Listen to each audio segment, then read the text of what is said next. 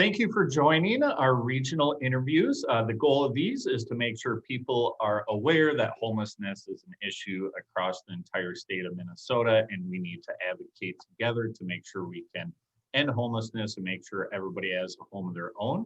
We know shelter saves lives, housing ends homelessness. So our guest for this interview is Jason Swanson, who's the Executive Director of the Minnesota River Area Agency on Aging. They serve a large geographic district. They serve 27 counties in southwestern Minnesota. So we're thrilled to have you, Jason. Thank you for joining. And our first question is going to be, tell us a little bit about what your organization does. And once you're done with that, why don't you tell us a little bit about why we need to advocate for more resources? Yeah. Well, thanks for allowing me to be a part of this very important topic to discuss. MINRA, Minnesota River Area Agency on Aging, we are the designated AAA in Southwest Minnesota. As you said, we serve 27 counties. We do that through administration and distribution of funds, development of programs where there may be gaps in services, information assistance through our senior linkage line program, the 1-800 number, and also through advocacy. Getting out there and advocating for those 60 years of age and over. Yeah, I want to speak a little bit today about homelessness and why we need some more resources in our area. Well, traditionally, when we think of homeless, we think of urban areas. We often don't think about the rural areas, of which MINRA covers quite a bit of.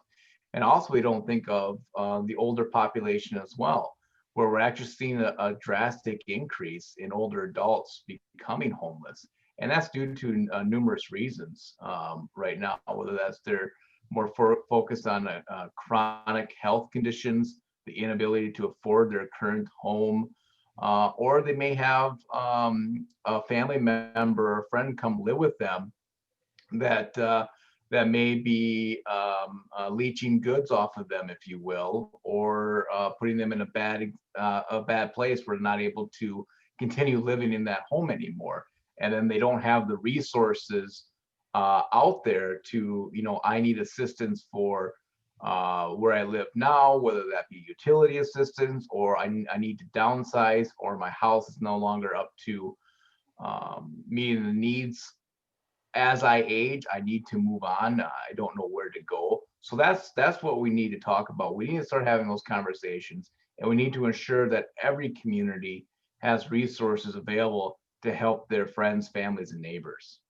Right. Sounds like you and your organization really filling a needed role. So thank you for what you and your organization are doing.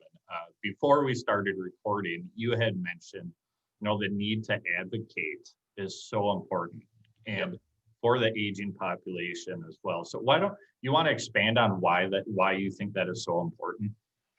Yeah, a lot of people don't correlate aging and homelessness together, and that we're starting to see it rise. And with the pandemic of 2020 plus, I guess we can say now, we're really being exacerbated.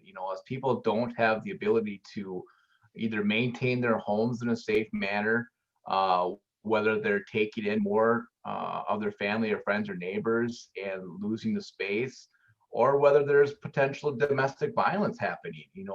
There's no age limit on domestic violence, and that's being seen as a large increase now as well.